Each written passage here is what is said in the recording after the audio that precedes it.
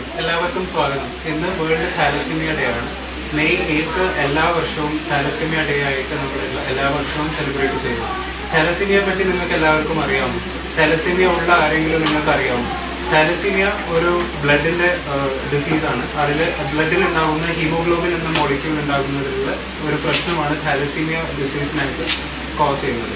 അപ്പോൾ താലസീമിയ ഇന്ത്യയിൽ യൂഷ്വലി കൂടുതൽ ആൾക്കാരിലും കണ്ടുവരുന്ന ഒരു രോഗമാണ്. അത് നമുക്ക് ബ്ലഡിന്റെ ടെസ്റ്റിൽ മാത്രമാണ് നമുക്ക് അതിനെ പറ്റിയുള്ള അറിവുണ്ടാവുന്നത്.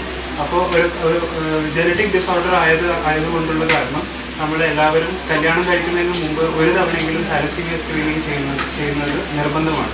കാരണം നമ്മൾ ഒരു താലസീമിയുള്ള ആള് വേറൊരു താലസീമിയുള്ള ആളുമായിട്ട് കല്യാണം കഴിക്കുകയാണെങ്കിൽ നമുക്കുണ്ടാകുന്ന കുട്ടികൾ താലസീമിയ രോഗം, അതായത് ബ്ലഡ് ട്രാൻസ്ഫ്യൂഷൻ ഡിപ്പെൻഡന്റ് ആയിട്ടുള്ള താലസീമിയ ഉണ്ടാകാനുള്ള ചാൻസസ് വളരെ കൂടുതലാണ്.